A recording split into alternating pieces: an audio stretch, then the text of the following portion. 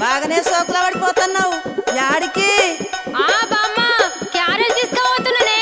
క్యారేజీలో చేపల కూర కమ్మటి వాసన వస్తుంది. మీ పోరనికా?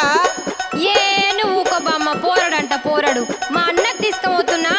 అదేందే మీ అన్నకు మీ వదిన తీసుకుపోతుంది కదా? గదొక్కటే తక్కువైందిగా. మా వదినకు చీరలు కావాలి, లిప్స్టిక్లు కావాలి, అది కావాలి, ఇది కావాలని అన్ని అడుగుడు తెలుసు కానీ ఇవన్నీ చెయ్యది. అవునా? ఏం పనులు చేయదా మీ వదినే?